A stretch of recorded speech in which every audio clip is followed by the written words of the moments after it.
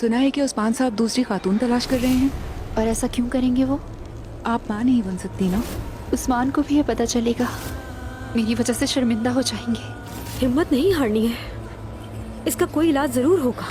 इसका कोई इलाज है या नहीं हुंचा, मैं उस्मान का सोचती हूँ।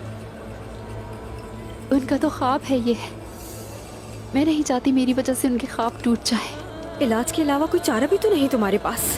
उस्मान के लिए कुर्बानी दे सकती हूँ मैं। हम अपनी जान के लिए जान दे सकते हैं हुंचा। उसके बाद आपको एक वारिस की ज़रूरत होगी उस्मान, और आपको वारिस देने वाली खातून की ज़रूरत भी होगी। तुम ये कैसी बातें कर रही हो बाला? अगर आप तलाश नहीं करते या इसमें हिचकिचाते हैं और मुझे दुख नहीं देना चाहते, तो फिर मैं खुद करूंगी ये काम। उस्मान इस कबीले की उम्मीद है, तमाम तुर्कों की उम्मीद है। अगर ज़रूरी हुआ तो मैं खुद ही अपने हाथों से उनकी दूसरी शादी करवा दूंगी।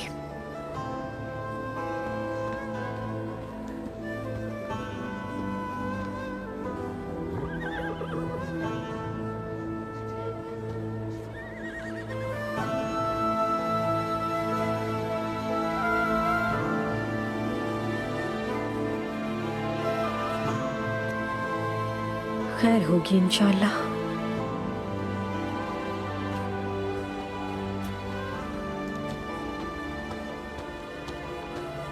बाला,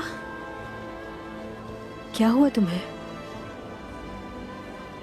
बाला, सब खैर तो है ना बाला?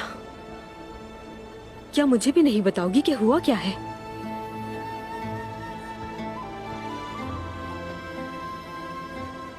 मैंने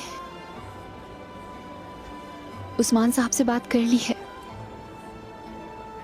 कि वो अपने लिए दूसरी खातून तलाश करें।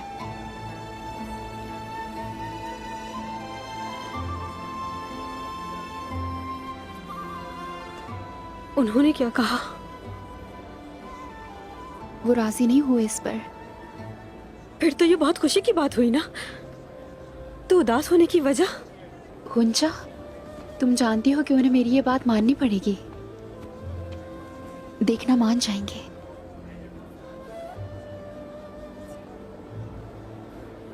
लेकिन मैं ऐसा नहीं चाहती। बाला,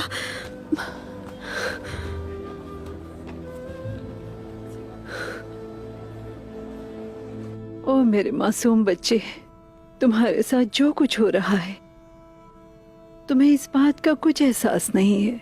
जब तुम शऊर की मंजिलों पे पहुंचोगे, फिर तुम्हें इस बात का अंदाजा हो जाएगा।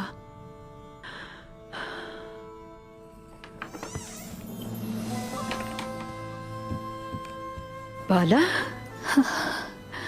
क्या हुआ बेटी? क्या हुआ मेरी जान? आओ बैठो।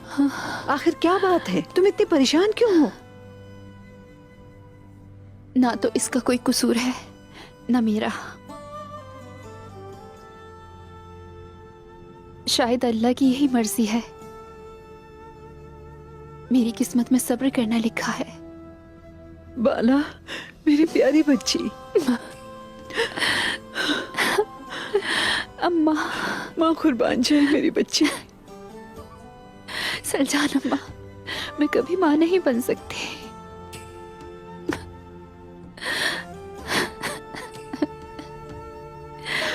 ऐसा मत करो बाला।